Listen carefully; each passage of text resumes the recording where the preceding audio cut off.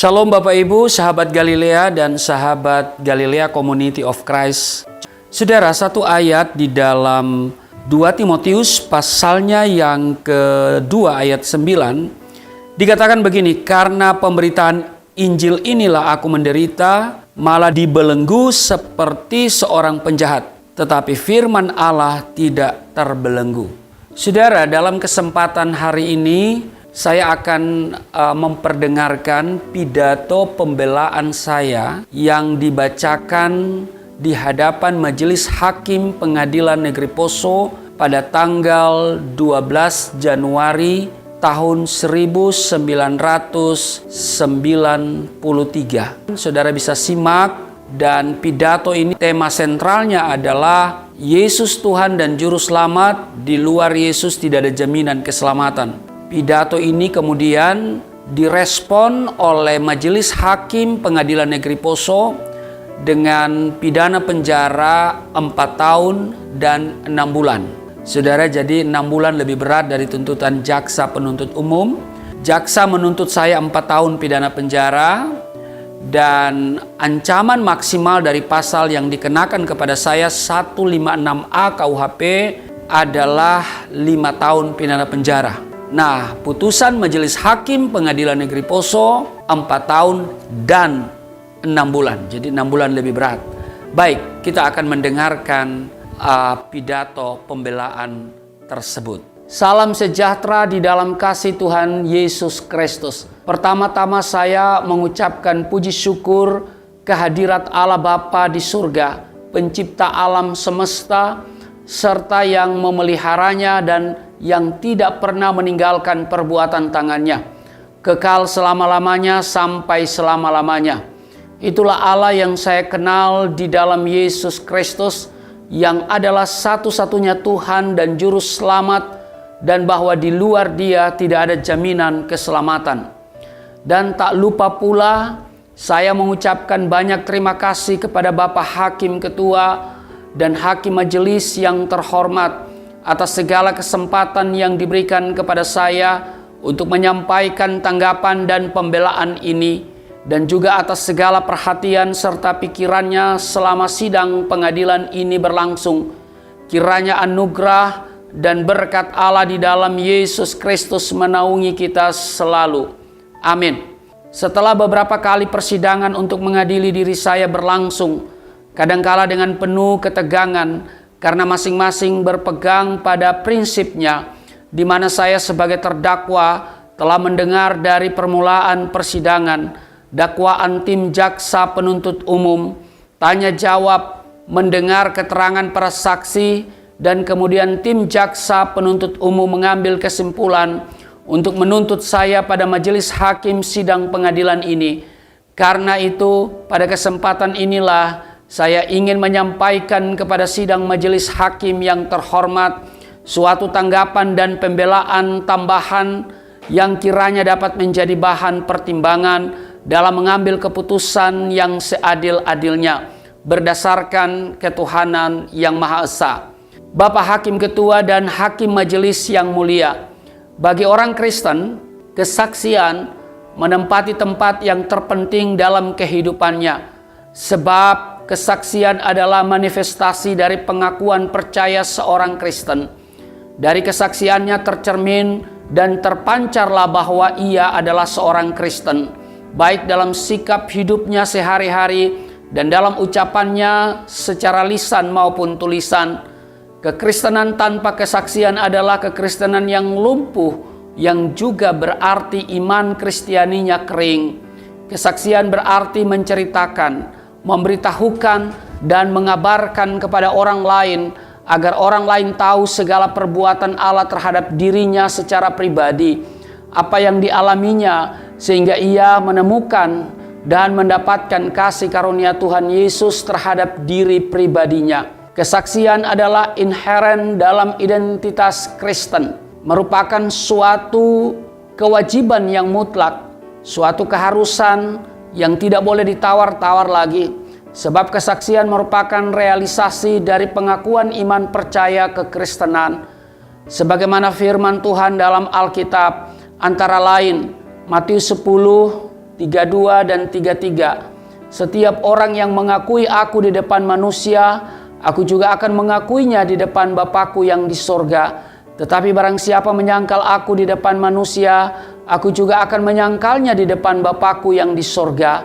Demikianlah juga dalam Injil Yohanes 15 ayat 27. Tetapi kamu juga harus bersaksi. Kata harus bersaksi menunjukkan suatu kewajiban yang mutlak bagi setiap orang percaya. Karena itu, tidak ada pilihan lain bagi setiap orang Kristen selain harus bersaksi tentang iman percayanya, baik lisan maupun tulisan dan ataupun dalam praktek hidupnya sehari-hari. Adapun maksud kesaksian adalah menceritakan segala perbuatan Allah, apa yang telah Allah lakukan terhadap diri seseorang, bahwa ia telah diselamatkan dari kematian yang kekal di dalam Yesus Kristus yang adalah Tuhan dan Juru Selamat, dan bahwa di luar Dia tidak ada jaminan keselamatan. Sedangkan tujuan dari kesaksian seperti yang terdapat dalam Alkitab antara lain Mazmur 26 ayat 7, Matius 5 ayat 14, Markus 5 ayat 19, Yohanes 3 ayat 18, Kisah Para Rasul 1 ayat 8. Secara umum tujuannya adalah memberikan kekuatan iman percaya terhadap sesama umat. Dalam hal ini saudara seiman, agar iman yang lumpuh dikuatkan dan yang kuat semakin bertambah kuat, sehingga tidak lekang oleh panas dan tidak lapuk oleh hujan. Oleh dasar-dasar Alkitab itulah, maka saya pun bersaksi, menceritakan pengalaman pergumulan pribadi, apa dan mengapa saya memilih Yesus Kristus sebagai Tuhan dan Juru Selamat pribadi, dan bahwa di luar Dia tidak ada jaminan keselamatan. Dengan dorongan Roh Kudus, saya menulis kesaksian tersebut. Apabila hal ini dianggap salah, saya serahkan saja kepada pertimbangan majelis hakim yang terhormat. Demikian pula isi kesaksian adalah menceritakan hidup yang lama dan dibandingkan dengan hidup yang baru, hidup lahir baru.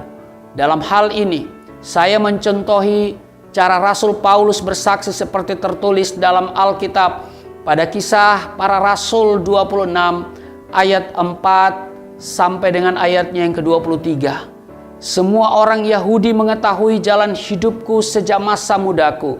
Sejak dari semula aku hidup di tengah-tengah bangsaku di Yerusalem. Sudah lama mereka mengenal aku, dan sekiranya mereka mau, mereka dapat memberi kesaksian bahwa aku telah hidup sebagai seorang Farisi menurut mazhab yang paling keras dalam agama kita. Dan sekarang aku harus menghadap pengadilan oleh sebab aku mengharapkan kegenapan janji yang diberikan Allah kepada nenek moyang kita dan yang dinantikan oleh kedua belas suku kita, sementara mereka siang malam melakukan ibadahnya dengan tekun. Dan karena pengharapan itulah, ya Raja Agripa, aku dituduh orang-orang Yahudi, mengapa kamu menganggap mustahil bahwa Allah membangkitkan orang mati? Bagaimanapun juga, aku sendiri pernah menyangka bahwa aku harus keras bertindak menentang nama Yesus dari Nazaret. Hal itu kulakukan juga di Yerusalem. Aku bukan saja telah memasukkan banyak orang kudus ke dalam penjara setelah aku memperoleh kuasa dari imam-imam kepala, tetapi aku juga setuju jika mereka dihukum mati. Dalam rumah-rumah ibadat, aku sering menyiksa mereka dan memaksanya untuk menyangkal imannya, dan dalam amarah yang meluap-luap, aku mengejar mereka, bahkan sampai ke kota-kota asing. Dan dalam keadaan demikian, ketika aku dengan kuasa penuh dan tugas dari imam-imam kepala sedang dalam perjalanan ke Damsyik, tiba-tiba, ya Raja Agripa, pada tengah hari bolong aku melihat di tengah jalan itu cahaya yang lebih terang daripada cahaya matahari turun dari langit meliputi aku dan teman-teman seperjalananku. Kami semua rebah ke tanah, dan aku mendengar suatu suara yang mengatakan kepadaku dalam bahasa Ibrani, Saulus, Saulus, mengapa engkau menganiaya aku? Sukar bagimu menendang ke gala rangsang. Tetapi aku menjawab, siapa engkau Tuhan? Kata Tuhan, akulah Yesus yang kau aniaya itu. Tetapi sekarang bangunlah dan berdirilah. Aku menampakkan diri kepadamu untuk menetapkan engkau menjadi pelayan dan saksi tentang segala sesuatu yang telah kulihat daripadaku dan tentang apa yang aku perlihatkan kepadamu nanti. Aku akan mengasingkan engkau dari bangsa ini dan dari bangsa-bangsa lain, dan aku akan mengutus engkau kepada mereka untuk membuka mata mereka supaya mereka berbalik dari kegelapan kepada terang dan dari kuasa iblis kepada Allah, supaya mereka oleh iman mereka kepadaku memperoleh pengampunan dosa dan mendapat bagian dalam apa yang ditentukan untuk orang-orang yang dikuduskan. Sebab itu ya Raja Agripa, kepada penglihatan yang dari sorga itu tidak pernah aku tidak taat, tetapi mula-mula aku memberitakan kepada orang-orang Yahudi di Damsyik, di Yerusalem, dan di seluruh tanah Yudea, dan juga kepada bangsa-bangsa lain, bahwa mereka harus bertobat dan berbalik kepada Allah, serta melakukan pekerjaan-pekerjaan yang sesuai dengan pertobatan itu. Karena itulah orang-orang Yahudi menangkap aku di bait Allah dan mencoba membunuh aku. Tetapi oleh pertolongan Allah, aku dapat hidup sampai sekarang dan memberi kesaksian kepada orang-orang kecil dan orang-orang besar. Dan apa yang kuberitakan itu tidak lain daripada yang sebelumnya telah diberitahukan oleh para nabi dan juga oleh Musa, yaitu bahwa Mesias harus menderita sengsara dan bahwa ia adalah yang pertama yang akan bangkit dari antara orang mati, dan bahwa ia akan memberitakan terang kepada bangsa ini dan kepada bangsa-bangsa lain. Bapak Hakim Ketua dan Hakim Majelis yang terhormat, saya pun merasa menceritakan hidup yang lama dan dibandingkan dengan kehidupan yang baru menyangkut keberadaan saya ketika masih beragama Islam. Hal ini tidak bermaksud menghina atau menjelekan, apalagi mencemarkan dan menodai agama Islam. Sebab saya hanya menceritakan atau menyaksikan inilah hidup saya dulu dan sekarang. Dalam menceritakan atau menyaksikan, baik tulisan maupun lisan, adalah intern jemaat Kristen dalam ruang lingkup kebaktian ibadah Kristen, sesama umat percaya kepada Yesus Kristus sebagai Tuhan dan Juru Selamat, dan bahwa di luar Dia tidak ada jaminan keselamatan. Bukan di lapangan terbuka, di depan umum, tetapi sekali lagi di tempat ibadahnya orang-orang Kristen. Demikian juga tulisan kesaksian tersebut diberikan hanya kepada orang-orang Kristen. Dalam hal ini saya pribadi tidak pernah memberikan kesaksian tersebut kepada orang-orang di luar Kristen, termasuk orang tua dan sanak saudara saya. Demikian pula dengan pengakuan para saksi bahwa tidak pernah menerima kesaksian tersebut langsung dari tangan saya. Bahkan tidak pernah melihat tulisan kesaksian tersebut saya perbanyak. Bapak Hakim Ketua dan Hakim Majelis yang terhormat, dalam kesempatan ini pula saya hendak mengajukan bahwa tulisan yang senada juga dilakukan oleh pihak Islam, di mana ayat-ayat Alkitab dikutip dan ditafsirkan menurut kepentingan Islam. Hal ini sudah barang tentu sangatlah bertentangan dengan arti yang sebenarnya menurut ajaran Kristen. Kesempatan ini saya ingin mengajukan bukti-bukti itu, baik itu dalam bentuk selebaran-selebaran maupun juga dalam penerbitan buku-buku yang diperjualbelikan secara umum, antara lain. Yang pertama, Al-Quran dan terjemahannya, Keluaran Depak, Jakarta 1986, halaman 38 sampai dengan 53. Yang pertama, pada halaman 38 alinea 1 dijelaskan bahwa Waraka bin Naufal, paman dari Khadijah atau istri Nabi Muhammad, adalah seorang yang memeluk agama Kristen, telah menerjemahkan kitab Injil dari bahasa Ibrani ke dalam bahasa Arab. Bantahan saya, kitab Injil Matius, Markus, Lukas, dan Yohanes semuanya ditulis dalam bahasa Yunani, bukan bahasa Ibrani.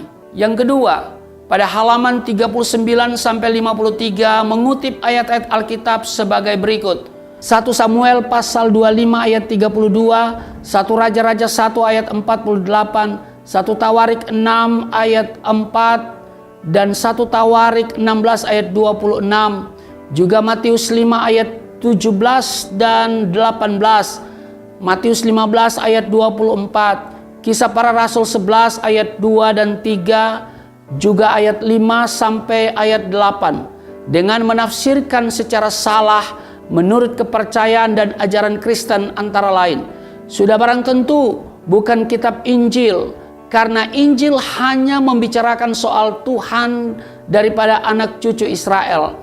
Juga sudah barang tentu bukanlah ajaran Isa Al-Masih, karena Isa Al-Masih sendiri adalah bukan seorang nabi untuk seluruh umat manusia.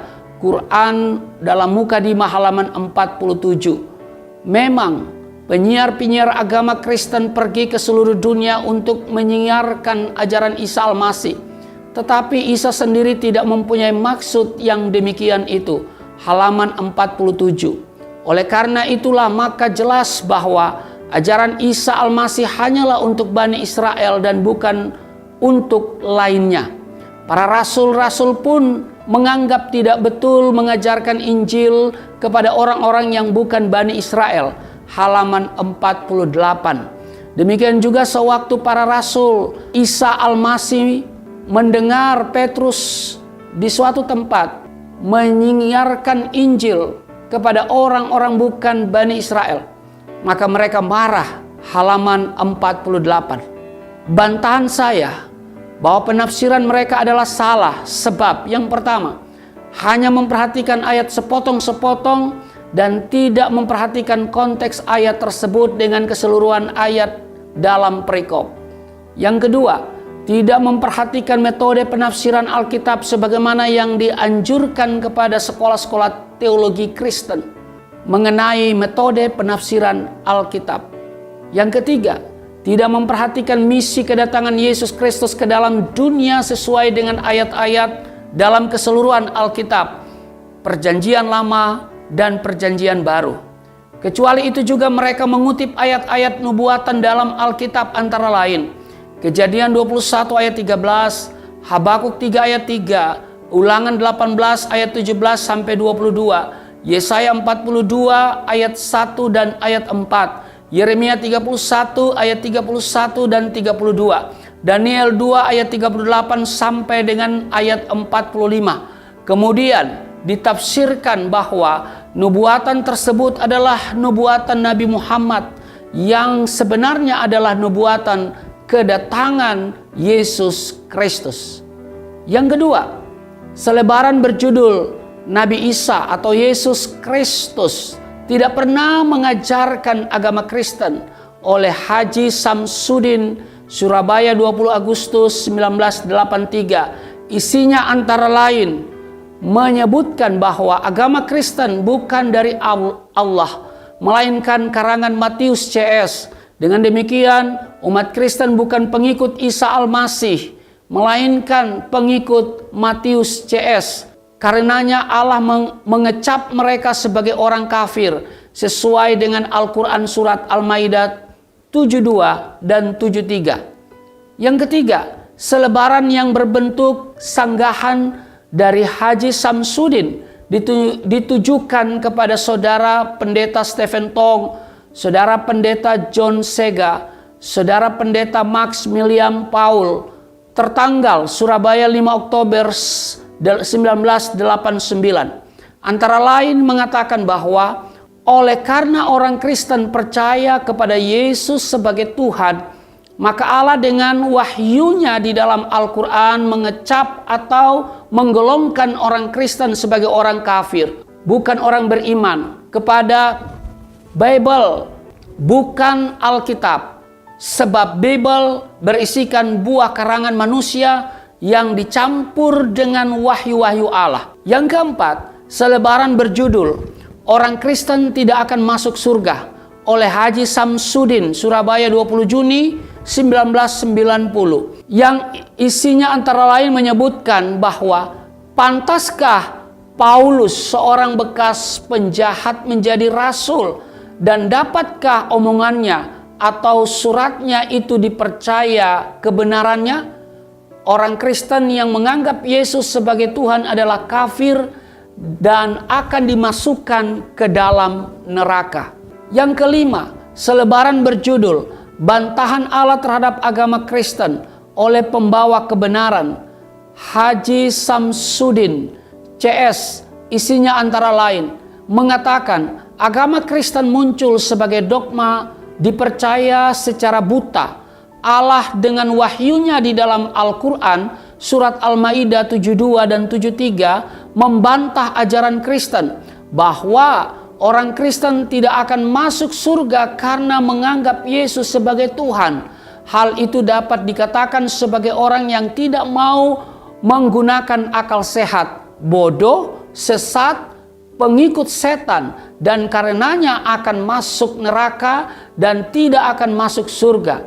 Tidak masuk akal dan logis bahwa darah Yesus tercurah untuk menyucikan dosa semua manusia. Hal ini tidak logis. Kenapa agama Kristen mengarang-ngarang yang bukan-bukan? Bahwa Allah itu nama Tuhan menurut agama Islam, yang artinya Tuhan yang Maha Esa, bukan Tuhan Trinitas dan bukan ajaran Kristen. Karena itu adalah suatu kebohongan apabila agama Kristen juga menyebut Allah untuk Tuhan. Sebab kata Allah hanya terdapat dalam ajaran agama Islam, artinya Tuhan yang Maha Esa. Bahwa menurut sejarah dan fakta nyata, Allah tidak menurunkan agama Kristen dan Yesus pun tidak mengajarkan kepada umatnya pada zamannya bahwa agama yang diridhoi Allah hanya Islam, dan barang siapa mencari agama selain Islam, maka Allah tidak akan menerimanya dan di akhirat termasuk orang yang rugi, masuk neraka seperti orang Kristen. 6. Buku Dialog Masalah Ketuhanan Yesus oleh K. Bahaudin Mudari. Buku ini menghantam dogma atau isi kepercayaan Kristen yang paling asasi, yaitu pribadi Yesus Kristus selaku juru selamat, melalui suatu dialog halus dengan orang Kristen awam tentang ajaran Kristen yang berdasar pada Alkitab, yang pada akhirnya orang Kristen tersebut masuk Islam. 7. Buku Muhammad dalam Taurat, Injil, dan Al-Quran oleh Abdul Khalil. Isinya menghantam iman Kristen dengan mengutip ayat-ayat Alkitab secara sepotong-sepotong dan menurut interpretasi kehendak pribadi yang subjektif. 8. Buku Maria, Yesus, dan Muhammad oleh B. Arifin. Buku ini juga menghantam iman Kristen, sama dengan buku nomor 7, yaitu Muhammad dalam Taurat, Injil, dan Al-Quran. 9. Buku Dialog Islam dan Kristen oleh B. Arifin. Isi buku ini pada dasarnya sama dengan buku 7 dan 8, yaitu Muhammad dalam Taurat, Injil, dan Al-Quran, dan buku yang ke-8 Maria, Yesus, dan Muhammad. Bapak Hakim Ketua dan Hakim Majelis yang terhormat, demikian beberapa tulisan atau buku dan selebaran sebagai bukti. Kalau buku-buku dan selebaran itu diperlukan oleh majelis hakim, maka akan saya pinjamkan. Sebetulnya masih banyak lagi buku-buku atau tulisan-tulisan yang serupa seperti yang disebutkan tadi. Tetapi sengaja saya tidak sebutkan semua, sebab saya khawatir jangan sampai bagian pleidoy ini menjadi kamus bibliotik. Selanjutnya, saya ingin mengajukan pertanyaan. mengapa beliau-beliau ini atau pengarang tulisan-tulisan tersebut tidak diganggu gugat, apalagi sampai ditahan dan disidangkan seperti saya. Sedangkan tulisan-tulisan tersebut disebarluaskan dan penafsiran mereka menurut ajaran Kristen sudah jelas bertentangan dengan arti yang sebenarnya menurut teologi dan iman Kristen. Apakah dikarenakan orang-orang Kristen tidak mengadakan reaksi terhadap mereka sehingga mereka tidak dituduh menodai agama Kristen yang akan dikenakan pasal 156A KUHP? Bapak Hakim Ketua dan Majelis Hakim yang terhormat, bagi saya pribadi, saya tetap menghargai usaha-usaha yang dilakukan oleh para penulis buku ataupun selebaran yang disebutkan di atas. Sekalipun saya tidak sependapat dengan isinya, tetapi menghargai kebebasan mereka sebagai pengisian kebebasan mimbar. Sebab kebebasan mimbar bukan saja terbatas di dalam bidang sosial politik, bukan hanya di bidang sains, tetapi juga dalam segala lapangan, termasuk dalam dunia teologi, dalam agama dan keyakinan. Bebas untuk meneliti, mempelajari sesuatu agama dan menemukannya serta mengumumkan hasil penemuannya.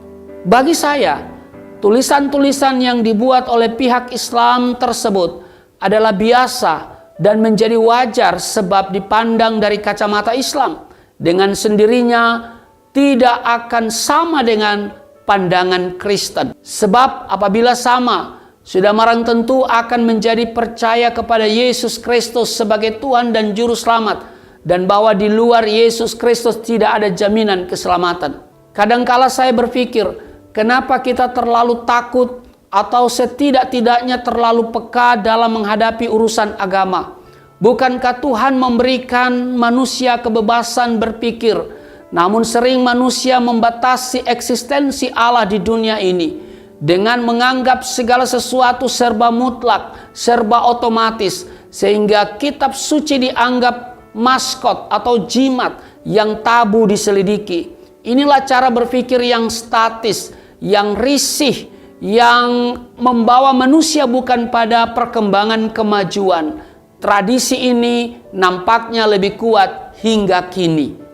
Bapak Hakim Ketua dan Hakim Majelis yang mulia, mengenai risalah kesaksian saya seharusnya dilihat dalam proporsi yang sebenarnya, bahwa risalah kesaksian saya adalah inherent dalam teologi Kristen. Sudah barang tentu dipandang dari kacamata iman Kristen yang merupakan latar belakang perpindahan saya dari agama Islam ke agama Kristen, sehingga tulisan tersebut tidaklah dilihat sebagai penghinaan kepada agama Islam, sebab itu tidak lebih merupakan suatu pernyataan dan kebulatan tekad saya untuk menjadi pengikut Kristus yang sejati. Mengenai keterangan para saksi, saya bagi menjadi dua bagian, yakni saksi dari pihak gereja dan dari pihak Islam. Saya tidak akan memberi komentar secara satu persatu dan lebih jauh. Pada kesempatan ini, saya akan memberi komentar terhadap beberapa poin yang saya rasa perlu. Yang pertama, saksi dari pihak gereja, secara khusus saksi pendeta Hande. Apabila saksi tidak menyukai cara kesaksian saya, kenapa saya justru diundang untuk bersaksi di gerejanya? Bahkan sampai 3 kali saya diundang untuk berkhotbah dan bersaksi. Lagi pula saya bukan bertugas di klasisnya. Saksi mengatakan bahwa ada keresahan yang terjadi. Hal ini kurang jelas di mana letak keresahan tersebut. Sementara saksi sendiri tidak dapat mengingat dan mengungkapkan dikala sedang diperiksa hakim majelis dalam persidangan tanggal 22 Desember 1992 yang lalu. Statement mana yang mengakibatkan keresahan? Kalaupun terjadi keresahan, sudah barang tentu saksi berhak menyetop khotbah dan kesaksian saya. Sebab saksi sebagai pendeta atau ketua majelis atau gembala pada gereja tersebut. Paling tidak saksi dapat memberikan nasihat pada saya dan tidak lagi mengundang saya untuk berikutnya. Tetapi justru sebaliknya, hal ini tidak ada reaksi apapun dari saksi. Reaksi itu ada setelah saksi diperiksa untuk menjadi saksi. Dapat saya duga bahwa saksi memberi keterangan karena takut dan juga tidak konsekuen sebagai seorang pendeta. Yang kedua, saksi ahli dari Departemen Agama dan Majelis Ulama Indonesia Kabupaten Poso. Untuk saksi ini hanya beberapa poin yang akan saya beri komentar, yaitu: 1. Latar belakang saya ketika masih beragama Islam menganggap Kristen adalah kafir. Hal ini adalah merupakan didikan orang tua yang mungkin beraliran sunnah wal jamaah, tetapi mungkin juga mewarisi paham teologi Khawarij yang menganggap bahwa di luar Islam adalah kafir. Yang kedua, saya dapat dikategorikan orang antikristus. Ini adalah sikap saya ketika beragama Islam, sebab saya tidak menerima dan menyangkal Yesus sebagai Tuhan dan Juru Selamat. Hal ini sesuai kesaksian Alkitab 1 Yohanes 2 ayat 22. Siapakah pendusta itu? Bukankah dia yang menyangkal bahwa Yesus adalah Kristus? Dia itu adalah antikristus. Yang ketiga, saya tidak pernah menyebutkan bahwa Al-Quran sama dengan pintu maut. Harap ditinjau kembali risalah kesaksian saya tersebut. Yang keempat, mengenai kepastian keselamatan bagi Nabi Muhammad SAW. Saya menganalisis arti doa salawat secara pribadi. Yang kelima, mengenai penglihatan yang dipersoalkan, bahwa penglihatan adalah di luar dugaan pemikiran saya. Sekali lagi, saya tekankan bahwa ini adalah penglihatan, bukan mimpi sebagai bunga-bunga tidur. Di dalam ajaran Kristen, hal-hal yang demikian diterima sebagai suatu hal yang harus dilihat dalam terang kesaksian Alkitab. Seperti yang tertulis dalam Kisah Para Rasul pasal 2 ayat 17. Akan terjadi pada hari-hari terakhir, demikianlah firman Allah, bahwa aku akan mencurahkan rohku ke atas semua manusia. Maka anak-anakmu laki-laki dan perempuan akan bernubuat, dan taruna-tarunamu akan mendapat penglihatan-penglihatan, dan orang-orangmu yang tua akan mendapat mimpi. Apa yang tertulis dalam Alkitab tersebut akan tetap dan masih akan terjadi di dunia modern ini. Tentu di sini tidak semua penglihatan dan mimpi. Tentu yang dapat membangkitkan rasa percaya kepada Yesus Kristus sebagai Tuhan dan Juru Selamat, dan bahwa tidak ada jaminan keselamatan di luar Yesus Kristus. Sebab dalam sejarah penyelamatan Allah kepada manusia juga menggunakan sarana penglihatan dan mimpi sebagai salah satu cara pernyataannya dalam kehendak bebasnya. Bapak Hakim Ketua dan Hakim Majelis yang mulia, saya tidak akan berpolemik apalagi berapologet mengenai dogma, sebab pada dasarnya masing-masing punya kelemahan dan kelebihannya. Lagi pula di sini bukan tempatnya, apalagi saya masih dalam tahap belajar, seperti bahasa ironis dari saksi Muslim. Menurut saya, tidak ada manusia di bawah kolong langit ini yang sempurna pengetahuannya. Tidak ada manusia di bawah kolong langit ini yang maha tahu. Semua manusia selama hidupnya dalam proses belajar. Saya yang awam di bidang hukum, yang banyak kekurangan, sangat berawas-awas dalam hukum, menyerahkan semuanya ini demi keadilan berdasarkan Tuhan yang Maha Esa kepada majelis hakim yang terhormat untuk mempertimbangkan seadil-adilnya. Sebab adalah suatu keharusan bagi setiap orang Kristen untuk taat kepada pemerintah, di mana hukum dan pengadilan termasuk di dalamnya. Seperti tertulis dalam Alkitab surat Rasul Paulus kepada jemaat di Roma pasal 13 ayat 1, Tiap-tiap orang harus takluk kepada pemerintah yang di atasnya, sebab tidak ada pemerintah yang tidak berasal dari Allah, dan pemerintah-pemerintah yang ada ditetapkan oleh Allah. Saya sebagai seorang pencari keadilan, dan pada tempatnya lah di pengadilan ini saya akan mendapatkan keadilan melalui majelis hakim yang terhormat. Terdorong pula sebagai orang Kristen saya harus taat pada hukum, maka saya menyerahkan penilaian ini kepada hakim majelis yang terhormat. Sebab mungkin saya secara iman percaya kesaksian yang saya tulis itu tidak salah, namun di mata hukum dianggap bersalah. Hal ini saya serahkan saja kepada hakim majelis yang terhormat untuk mempertimbangkan seadil-adilnya. Melihat kenyataan bahwa risalah kesaksian saya sampai ke tangan kaum muslim, saya turut menyesalkan kejadian itu. Betul-betul kejadian ini membuat saya seperti memakan buah simalakama. Ditelan ayah mati, tidak ditelan ibu mati. Saya sangat menyesalkan kejadian ini, dan apa boleh buat, saya harus memilih salah satu, ibu atau ayah yang harus mati. Ini hanya kiasan. Ada manfaat kiranya dalam keterangan saya selaku terdakwa untuk mengetengahkan masalah kebebasan interpretasi atau tafsir, bahwa kitab suci diturunkan dan ditulis jauh pada abad-abad yang lalu, di mana pola berpikir manusia ketika itu jauh berbeda dengan manusia pada abad sekarang ini.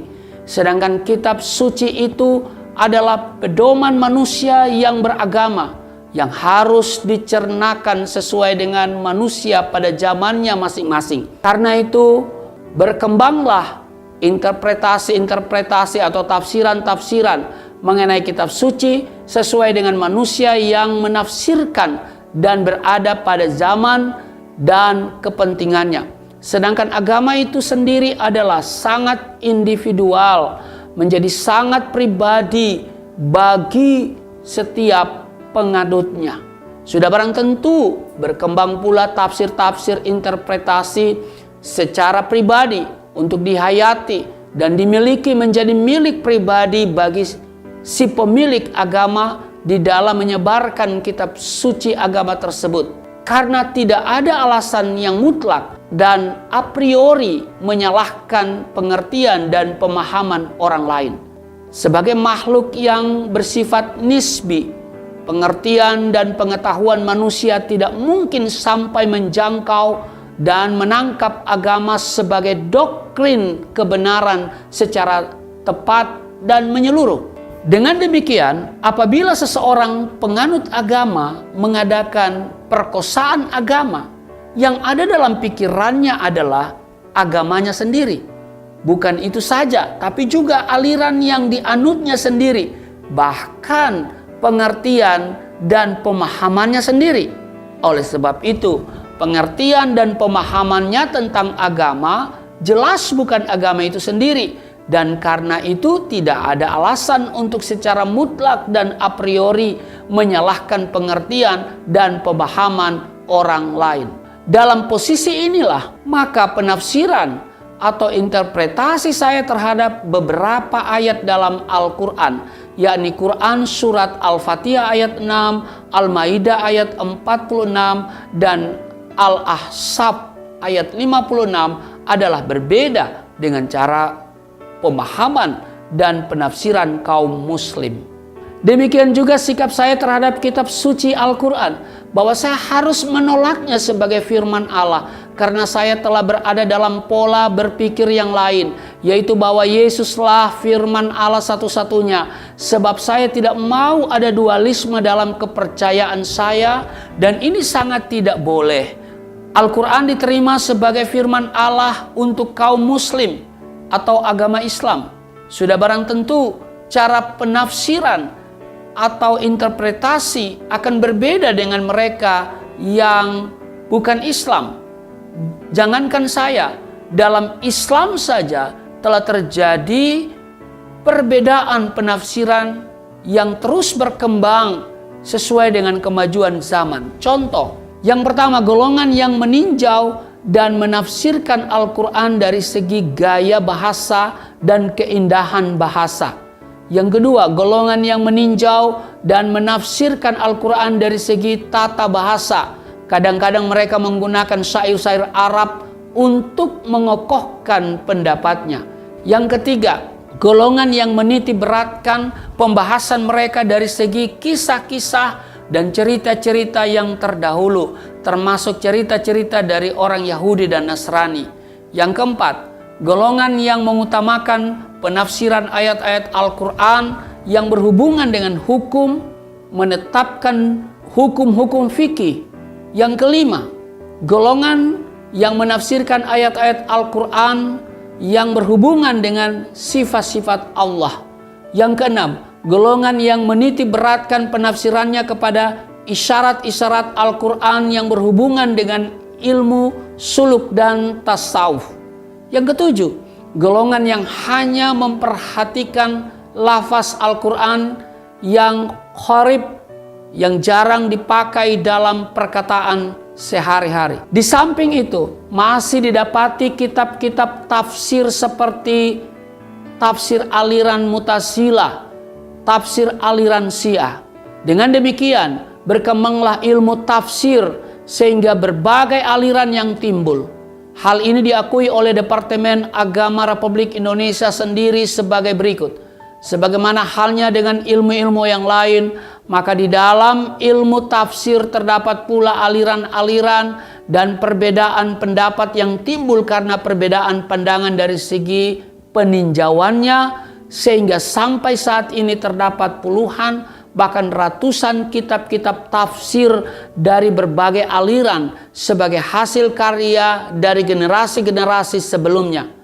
Tafsir Quran Departemen Agama Republik Indonesia halaman 28. Karena kebebasan tafsir itu pula lah, maka menurut saya sangat sulit menentukan siapakah tafsir yang paling benar, karena hak cipta kitab suci bukan milik manusia, akan tetapi Allah. Jadi hanya Allah lah yang berhak menentukan tafsir siapa yang paling benar. Apabila alasannya diambil dari segi kerukunan umat beragama, maka patut diketahui bahwa kesaksian yang saya ucapkan, lisan dan tulisan, adalah intern jemaat Kristen.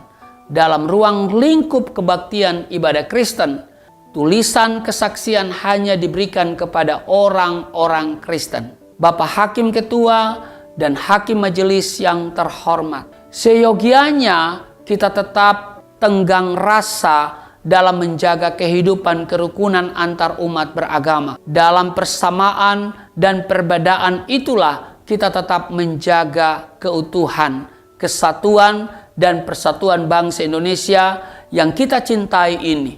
Terkecuali kesaksian saya menerima Yesus Kristus sebagai Tuhan dan Juru Selamat, dan bahwa di luar Yesus Kristus tidak ada jaminan keselamatan, itu tetap dan tidak akan pernah berubah.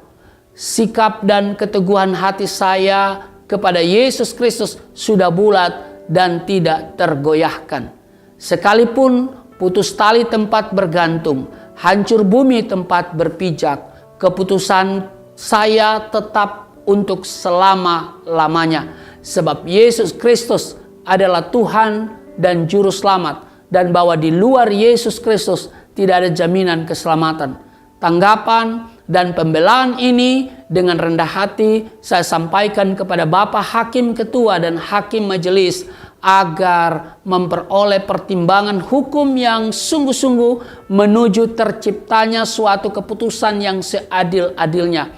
Kiranya Allah Bapa memberikan hikmat kepada kita semua, dan oleh kasih karunia Tuhan Yesus Kristus dalam persekutuan oleh Roh Kudus memberkati kita semua. Amin. Terima kasih.